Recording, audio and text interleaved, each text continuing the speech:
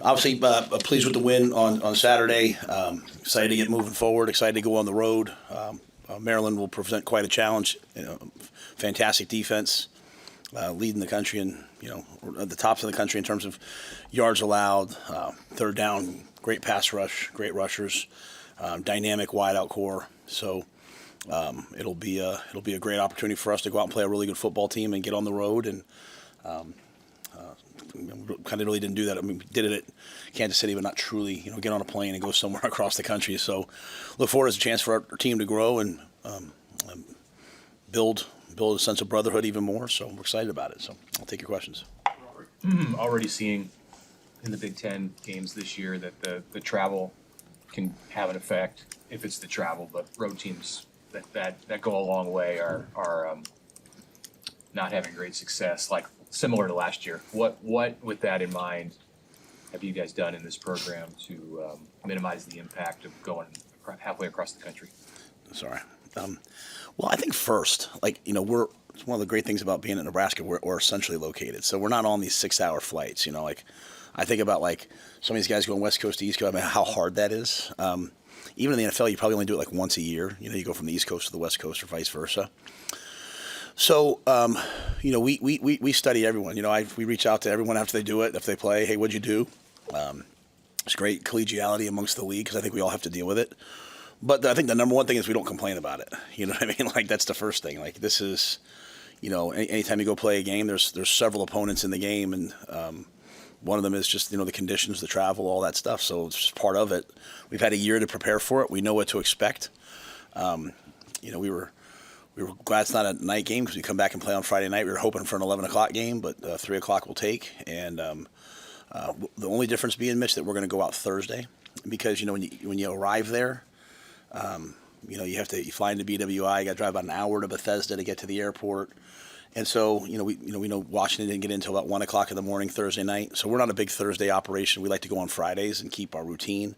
But this is one time and the only time this year that we'll go out on Thursday just because of the nature of being on the East Coast and traveling in those areas. So we'll take advantage of Friday as a day to, like I said, when I talk about the brotherhood of the team, just spend some time together and take the day to build, lock in and get focused for the game. But I think that's one change that we've made. But when we go to the West Coast, we don't really do that. But again, we aren't having the same travel that maybe. I think back to my first year here, right? We flew to Illinois, we flew to Minnesota, we flew to Colorado, and we flew. Who else did we play in Wisconsin? Right? They were all a small plane, 90-minute rides. Right? Now it's a little different, but it's good. We're excited about it. Will you guys practice out there, like a high school or somewhere? Yeah, we're gonna go. We'll walk. We practice on Thursdays, and we walk through on Fridays. So we will walk through on Friday at a local high school. You said you wanted to watch before you commented on the offensive line against Michigan State. You wanted to watch the film. What did you see? I saw a lot of good things, and I saw some other things that have to be improved. Some of the sacks are on them. Some of the sacks are on other people. So I think it's just I think right now Emmett Johnson is third in the league in rushing. Right, so the narrative that's out there that we can't run the football is kind of silly, right? We're just, college football, you take away sacks. Are we giving up too many sacks? Yes. On one of them, that's what I love about Dylan Rhule. He stands up on the one. I don't know if you guys, anyway, he went, that's on me. He was holding the ball, right? A third down sack doesn't really bother me as much as a first and second down sack. And because, if you just hurry up and get the ball in your hand and don't get the first down anyway, you're punting the ball. Now, we don't want sack fumbles. So there was just some times there, as we all saw, that things kind of got a little out of whack and out of kilter, and we have to be better. But I don't think it's like this. Oh my gosh, we can't block anybody. We had 9 plays, I think 38 yards in the first quarter. We had a horrific second quarter, unlike anything I've ever been a part of. All right, so let's call it what it was. But we had a 104-yard third quarter. We had a 103-yard fourth quarter. So it's on pace to be about a 420-yard day. You know what I'm saying? It's just we just didn't play well there for a while. What I was happy about was that the guys just kept playing. They didn't panic. We have the ball in the red zone, and if you guys go back and watch the all 22, Dane Key runs an over route. He's wide open. It's a walk-in touchdown, and they blitz the safety and. Not that we can't block him, just the left tackle just busts, doesn't block him, right? It's just a mental error. So we fixed the mental error. We keep coaching, right? It's kind of what we've been talking about all year, just trying to improve what we're doing. Some of them, the quarterback's trying to hold on, trying to make a play. And if you want to live with the great plays, you have to live with some of those plays too. So we'll keep getting better. But the narrative like, hey, we can't block anybody. I mean, we got to block better. But we're blocking people. We just got to be more consistent. Do you feel like there's an opportunity for Dylan to just kind of let it rip a little bit more and just trust his arm to put it into a tight space? Maybe. No, I don't think that. I don't think so. I think Dylan's playing really well. I think maybe some of the rush got to him at times a little bit last game. He's kind of started like maybe moving around a little bit like this, and then I think he settled down. To quote him, I thought in the third and fourth quarter he had blood in his eyes. After he threw that pick, he was angry, and he went out there and made the play he made on the play to Jacory. Not many guys are gonna make that. Jacory's supposed to run a 5-step out. Jacory just figured it out because the guy undercut it. He just figured it out and turned up. Dylan stepped up inside, so. I think Dylan's the least of our worries right now. At running back, Isaiah Mosey got some opportunities there on Saturday. Was that the plan to give him some more touches? Yeah. Isaiah, I want Isaiah's. I was anticipating a 70-75 play game, not a 52 play game. So I was anticipating a little more rhythm. So I'd like to have gotten him, 10 touches or so. But he got four. Plus he's the kick returner. So you're seeing some of the young players for us. It's hard sometimes for coaches, like you see their talent, but you don't know what they're going to be like in games. As they play in games, you start to see them. So you see the confidence the staff has in Cortez Mills, right? He gets out there every game, just catches a ball and makes a play. Isaiah, Dawson Merritt, he started the game and his reps are going up and up and up. So I think you see the confidence that the staff has in those young guys and just trying to find the right roles for them, while at the same time you got a guy like Emmett who's I think 17th in the country right now in yards from scrimmage. So we don't want to take him off the field too much. But, we want to get Isaiah involved. And Mekhi Nelson gets out there. He has a 12-yard run right off the bat. So we're happy with that room. It's just, Emmett is playing really well too. And so just trying to find that balance. Like I said, we'd love to have a 70-75 play game so we can get more guys involved. Your initial scouting in Maryland, what do you guys see that makes them effective? Good players. They got a dynamic young quarterback, 5-star recruit who's athletic, but who's a passer. When you have that combination of you're a passer first and you look to throw, but you're also athletic, it extends plays. They hit a lot of deep balls. Their wideouts 1, 4, and 5 can run. 5 can really run, so they're explosive. That it's the passing game for them that's really opened up, and they can run the football too. Don't get me wrong, but it's just there are some challenges there. We're pretty good pass defense, so it should be a good matchup. Then you flip it, they have a bunch of high effort rushers that are relentless, and so their pass rush is pretty elite, which is why they're so good on third down. And we just talked about our ability to create and build and defend a great pocket. So that'll be a key matchup there. And then special teams, we've blocked 3 kicks this year. Jameer Khan has, I think he has a block and a tipped. So that's 2 blocks for him, I guess. Every week I go into Eck, I'm like, hey, I want to block a punt. I want to block punts. We're doing a great job of returning them, but, trying to find ways, design ways to block punts. They do a great job special teams wise, but Eck will always find a way. And Jameer, when you have 2 block punts in your first 5 games at this level, was it 5 games, right? That's pretty impressive. And so we'll continue to try to find ways to get Jameer open. Jacory's doing a good job returning. So, just continue to build off what we're doing special teams wise, which will be a key factor in a game like this. Coach, when you go back and look at last week, why weren't you getting the ball downfield as much as you normally do? I think the average depth of the throw was 3.1 yards for all your attempts in the game. The game before was 8 or 9 yards. Was there something with the wind, or was it the pressures, the looks that was kind of preventing the ball from getting downfield? Yeah, I would say the wind was obviously a factor. I think you look at them, I think they threw for, there was at one point in the second half where both teams had under, 85 yards. So, again, I'm not here to sit here and be like, we can't sit here and say, well, the wind was there, so we didn't throw. But I just think it was kind of one of those deals where it was like that. I think we called some of those, and we had some guys wide open, like the play I'm talking about, the Dane, and we just had a protection bust. And then just kind of, I think as games get like that, and you're just Dana was just trying to find rhythm. He's like, hey, let's get the ball in rhythm. Even on the play to Jacory, if you go, I showed the team the 3-play sequence of we throw a tunnel screen to Jacory and he drops it. Jacory Barney doesn't drop many balls, and it looks like it's going to be a decent play. We come out on a naked and Dane's open. We throw it to Dane and we kind of guys in Dylan's face and overthrown it. It's just it just feels so out of whack. Then we come out and we throw a double post rail route wheel with Emmett in the flat, 4x1. Lindemeyer has to block the end. The end gets outside, and He kicks him out. Dylan goes up inside. Corey figures it out. He throws the ball down the field on that play, and it's an explosive play. And so then all of a sudden we're going, right? So I just think it was one of those games where you're just trying to find rhythm and, is there a place to probably push the ball over the top of their heads maybe more often? Yeah, if people are going to allow us to do that. We called on one of the sacks, the one Dylan got, we called a double move to Ja'Cory, and they rolled over the top of him. And so the pick is a go and a post over route. Just, he had to get backside of the in cut. So what we don't want to do is we want to push the ball down the field. We want to do all those things. But we don't want to. It's kind of hard. Like, hey, Matt, why don't we run the ball more? Why don't we throw the ball deep more? Just trying to score more points than the other team, So I just think Dana's elite at like, hey, what's working today? What are we going to do? And let's just get the ball and play as much as possible when the chances are there. Let's take some shots over their head. But to not acknowledge the wind. Like literally on defense, like when they went into the wind, we were literally playing back shoulder man, like just let them throw the ball over the top. And if you flip it, when they went this way, they kept overthrowing all the go balls because all they were doing in man was trying to throw the ball over our heads. I have to say this, and it's not related to your question, but Sierra Wright was absolutely phenomenal. He got targeted 5 times, and he just absolutely was a shutdown nickel corner in the game. But, it's kind of like Rutgers last year. It was just really, really a hard day for the passing game. But I think, we try to find some screens. So I don't know if that answers your question, and I respect the question. I think we're always trying to find that. I do think people come out and play us one of two ways, like, hey, let's play quarters and let's kind of stay deep and force them to run it and force them to get the ball and play, in which case you need to make some plays.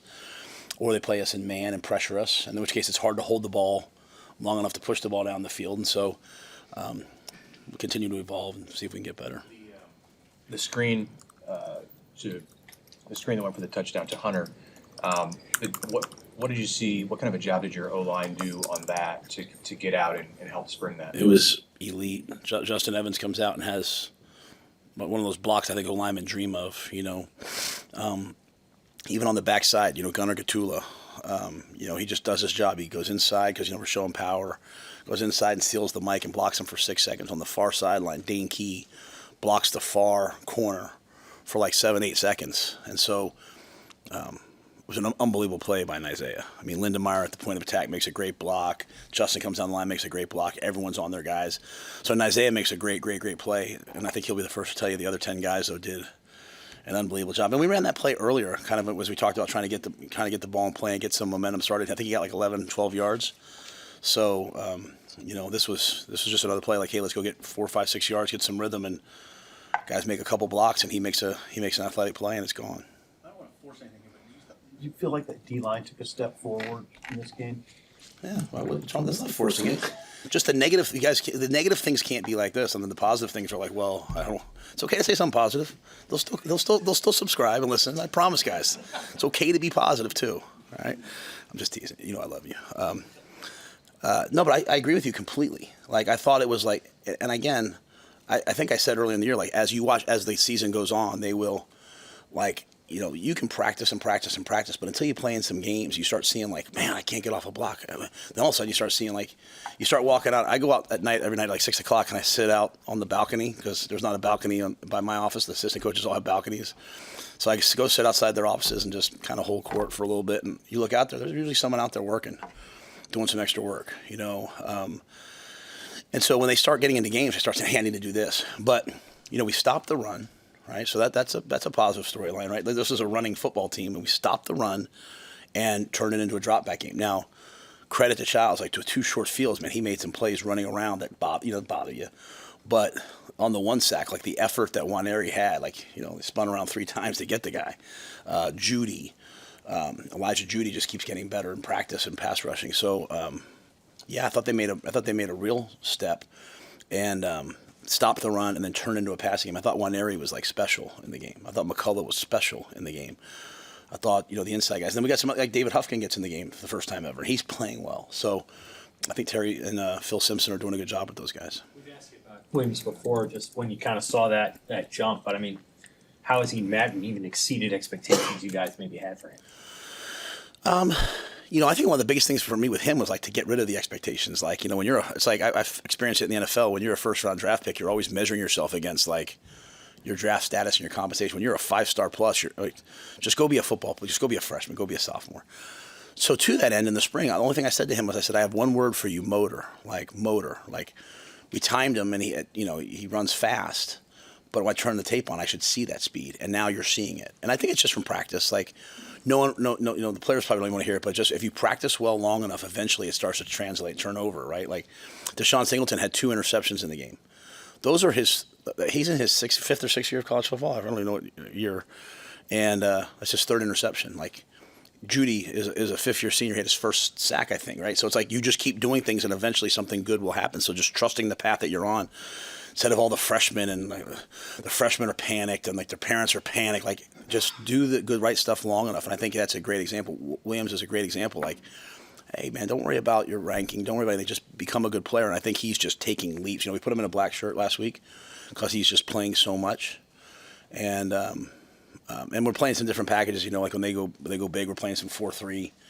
When they go to 11 and we think it's a run, he's playing some 4-3 stuff. We're playing some 5-down stuff. So William will definitely deserve that.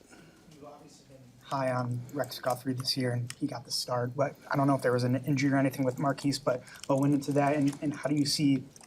How did you see? I guess a team captain Marquise just sort of handle not having that same role that he's had. Yeah, Marquise is like if I had to pick what a captain looks like, it's Marquise Buford, and he's been through a lot of physical adversity in his time here. He just wants to win, and he's got a significant role. He played a ton. He finished the game out for us. Plays in dime. Guthrie's ascending too. So just and like I said, we have so many different packages. Like I said, Dawson went in and started the game because we started and. I couldn't tell you how we're going to start. They came out whenever they went out. John said line, which is our 4-3 stuff, and they went 4-3, so he gets the start. So, but yeah, I mean, Marquise Buford is exactly why people like me got into college football, for guys who always put the team first and put winning first and nothing else. And so I can't say enough about him. You anticipate Malcolm traveling with you guys this week? He's closer. I'm hopeful. But this is certainly a game we'd love to have him, we tried to warm him up and see how he was, and he just, he's just not there. So I'm not sure yet, to be honest with you. But we'll get to tomorrow and we'll see where he's at. We had some guys come out of the game banged up, so we'll see who can practice and who can't. But we could certainly use Malcolm. Not that other guys aren't doing well, but I mean, he's got a ton of production for us, and in a game like this with the speed that they have at wide out, we'd love to have him. Passing defense is number 1 in the country. Did you guys anticipate this type of play? I mean, where you've held 2 or 3 really good quarterbacks to some of the worst games they've had all year? Yeah, I mean, I try to tell everyone after the Cincinnati game. When I say everyone, I'm talking about like our team. Like, hey guys, just so you guys know, this guy's a real quarterback. Like, there were 5 scouts. That's the exact story I told you guys. There were 5 scouts at the game that were like, "Oh, he's a pro, Matt." We held him to 64 yards.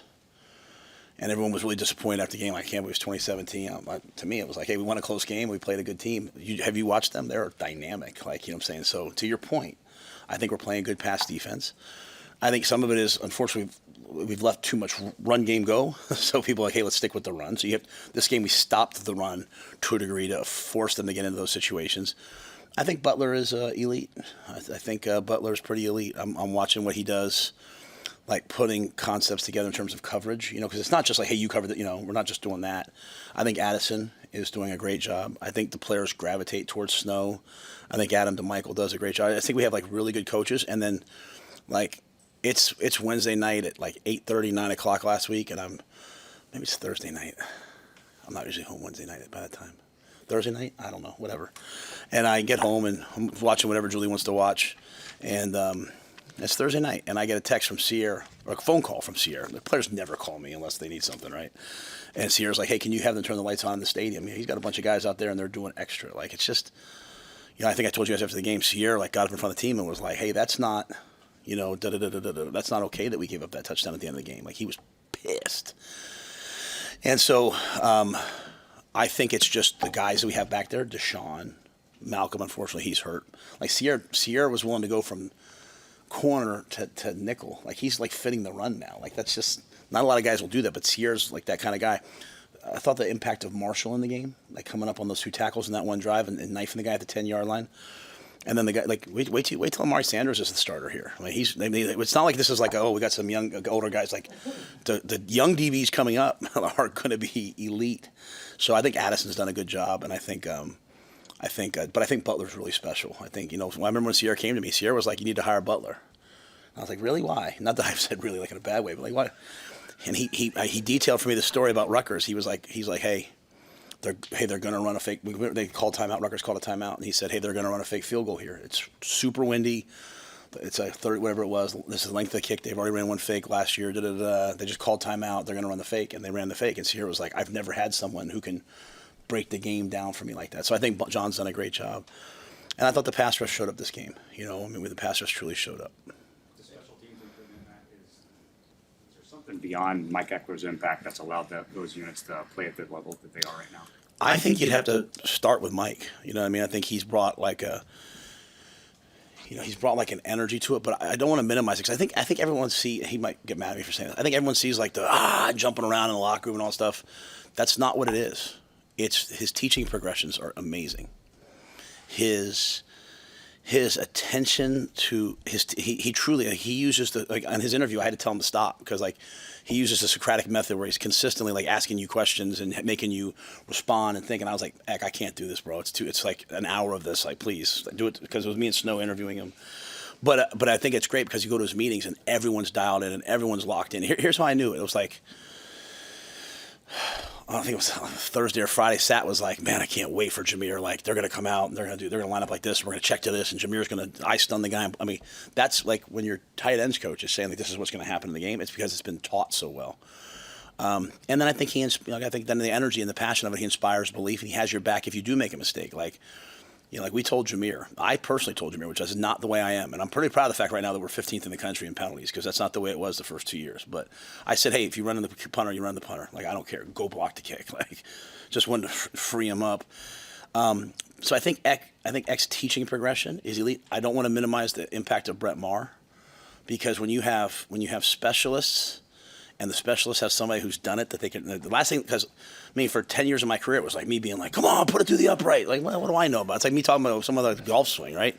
So you got Brett over there, and he's like, even like some of the things Brett taught me this year. Like early on, we weren't making real long kicks, and Brett was like, "No, coach, we're being consistent here. Now we'll start to work back." He's just so patient with it. I really blame myself that I probably should have kicked some more kicks in games 2 and 3 before the fourth game. Instead of going for it because I was trying to be respectful of the opponent, but I should have probably kicked a few more. But so anyway, I think it's Eck. I think it's Brett Maher. I think the job that Nick and Josh do to help Eck, and I think our players are super bought into it. Yeah, they love the fact that we're making plays. You mentioned that Dylan had taken accountability for one of those sacks, and after the game, Carter Nelson apologized for his penalty on the punt return. Is just that accountability aspect? How important is that for just the growth of a program and everything? Yeah, like my message after the game to the team on Monday was really three things. Number one is what we're doing as a team, as an offense, defense, special teams, is the path that we're on. You get on 80 West, no matter how much you tweet that you want to get to the airport in Omaha, you're never getting there, right? You got to be on the right road. Said, are we doing the right things? If you believe that you're doing the right things and we're doing the right things as a team, then double down on it and keep doing it better. But then number two is truth, right? Like sometimes you get benched. Sometimes coach comes to you and says, "Hey, you're not playing well enough." But only in truth can you develop. And so that to me is accountability. I was livid about the block in the back call because I thought it was on Wacker. And I'm out there with the rest going like this. And then Carter walked over, he goes, "No, that was me, I did it." And I looked at the iPad and I walked over to the festival. I said, "Hey, good call, I apologize."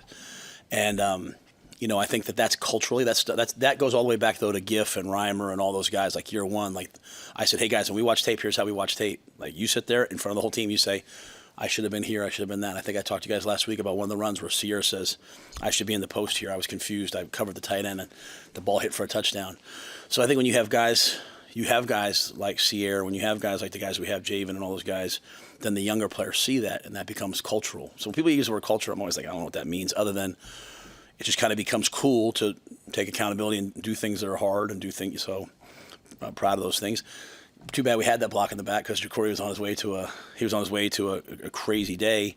I think what is it now? 200. We have 250 yards of punt returns, and the other team has -1. So those things, you do them long enough, will affect winning. The fact that you talk about culture, the fact that you're near the top of the country in these special teams rankings, turnover margins +6, that's near the top. You mentioned penalties.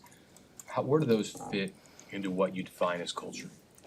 Well, that's I appreciate that. I think before you win a game, you can't lose it. I mean, like don't give the game away. Like don't beat ourselves, right? Like, and so, I think when you're like you talk, there's 3 stages of winning, right? There's eliminating losing football, right? That's the first year we were minus 16 or whatever we were in turnovers. It's kind of be no matter what we wear, no matter what music we listen to before the game, it doesn't matter if you're minus 16. Then you start playing winning football. Then you start trying to play championship football, and turnover margin, all those things. They start to because it's one thing to not give the ball away, which we're doing a pretty good job, but we're taking the ball away. That's jumping up, which that's about playmakers. And that's about the way you're playing. So I think it's discipline. I think it's when guys all understand like, hey, before I can make a play, I first have to do my job. But then after I do my job, I have to go make a play. That's the hardest thing in football now. Like Bill Belichick said, do your job. And coaches say, do your job. And then when the game's on the line, they say, no, go make a play. And kids are like, do I do my job or do I make a play? Well, we try to clearly define it as like, hey, do your responsibility and then run over there and hunt and go make a play. And so I think our guys are getting that. It takes a while to get that. But yeah, we're proud of those stats. We're proud of being in the tops in the country at throwing the ball. We're proud of being in the tops in the country at stopping the pass. Some areas we have to improve upon. We know that. But I do think the hidden ones are the penalties, the special teams, the turnover margin. The thing with those things, though, is they don't carry over. And that's the biggest, I would rather be +1 every game in the turnover margin than be +6 on the year. Like, I just want to win it every game because that gives you a chance. I'm sure there's things that happen in travel. It's never always perfect, but what are the things that you want to be like really right when you talk to your logistics people? Like, this is the thing that I want to make sure is good for our players and for our staff. Susan, you want to answer that? I am so high maintenance when we travel. I remember Sean Pad and I on a bus in Yukon because Connecticut would not let we took a bus because we wanted another helmet. So I traded off with our AD. I said, okay, I'll bus instead of fly there or take the train there, but can I have that money then to get a helmet for our guys? Because we weren't in Nebraska. We were a place that needed to try to do all that cool stuff. And it was supposed to be a 3-hour bus ride. We were on the bus for 6.5 hours. I mean, I literally was losing it. Me and Sean were screaming at each other. He's like, what am I going to do, move the traffic? So I just like to get there on time.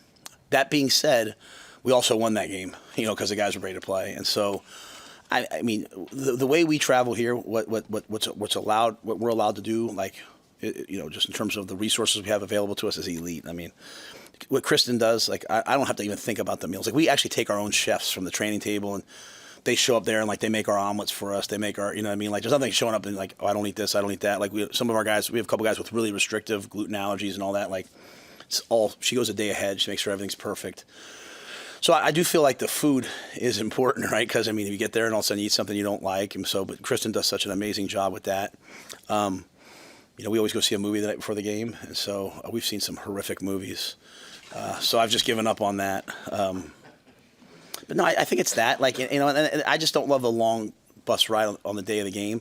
But I've also learned that none of that really matters. You know what I mean? Like, you like it to be seamless and clean, but you're going to kick the ball off. It's about who blocks and tackles. So just trying to keep it that. And I think the last thing is just the players, right? The players, they can't. We had to change our hotel in Minnesota because they moved the game from Saturday to Friday. I'm not complaining, but that's a subtle little complaint that they had to change the hotel. And now it's attached to a mall. You have to ask the players then, hey, be focused. Don't go there and, go walk around the mall for 3 hours and have your legs be tired. So I think having a really good group, like our strength coach, Corey, I think they do a good job of just making sure there's no distractions. If I had to say one thing, it's probably no distractions.